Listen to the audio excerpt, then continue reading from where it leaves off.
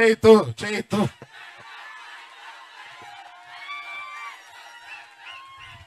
బాబు ఇవాళ మీరు అంటున్నారు, సంవత్సరంన్నరగా నేను కూడా అంటున్నాను.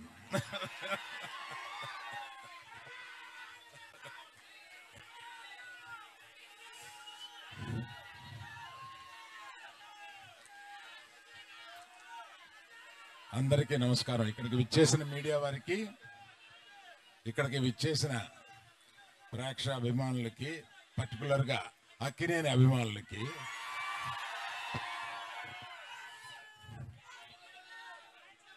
మేము చాలా కష్టపడి ఈ సినిమాని తీసాము. ఎంత కష్టపడినా ఫైనల్గా మీరు ఆదరించే స్థాయిలోనే మా ఆనందం ఉంటుంది. ఈ సినిమా తప్పక మీరు ఆదరిస్తారని నమ్ముతున్నాము. ఎందుకంటే రీజను ఇక్కడ లేని వారి గురించి చెప్పి ఉన్నవారి గురించి చెప్తాను.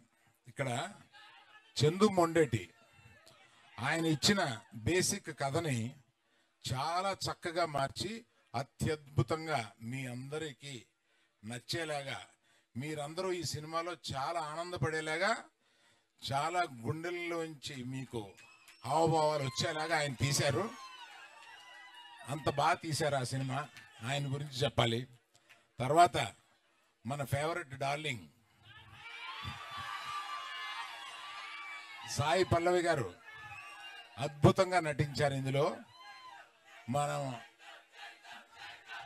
అదే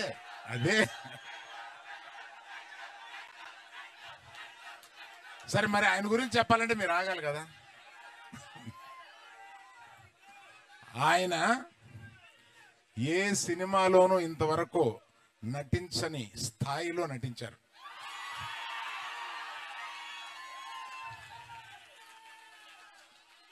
మనకి ఎంత ఉత్సాహం తెప్పించగా నటించారో, ఒక్కొక్క కొన్ని సీన్స్లో ఆయన మన గుండె కరిగిపోయేలాగా కూడా నటించారు.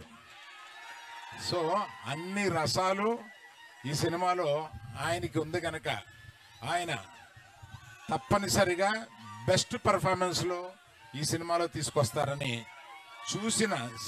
చూసిన నేను చెప్తున్నాను. That is Chaitu, our Chaitu.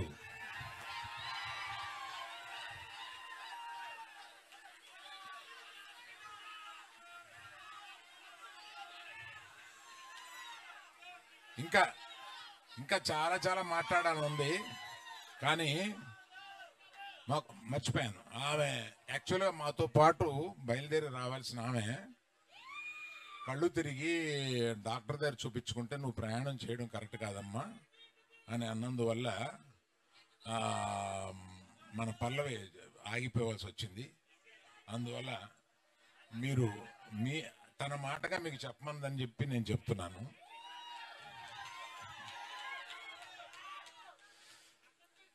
అందరిది చెప్పిన ఈ సినిమాకి ఇంత ఉత్సాహం రావడానికి కారణం మ్యూజిక్. దేవిశ్రీ ప్రసాద్ ఈ సినిమాలో మ్యూజిక్ని చించి చాటేశాడు. అసలు రీ రికార్డింగ్ స్కోర్ కానీ ఇది కానీ మ్యూజిక్స్ కానీ ఒక్కో పాట వస్తుంటే అన్ని పాటలు హిట్ చేశాడు. So I thank Devi Prasad for bringing so much of energy into the film. So Vizag ప్రేక్షకులకి అందరికీ, ఉత్తరాంధ్ర ప్రేక్షకులందరికీ నేను చెప్పేది, ఇక్కడ ఈ ప్రాంతం కథ, ఇది జరిగిన కథ. శ్రీకాకుళంలో ఒక చిన్న ఊర్లో జరిగిన కథని, ఆ కథని నిజంగా జరిగిన కథని ఈయన కథారూపంలో పెడితే దాన్ని సినిమాగా మేము తీసాము. తప్పక 7వ తారీఖున సినిమా చూసి మీరందరూ చాలా ఆనందపడతారని నేను వెయిట్ చేస్తాను. Thank you.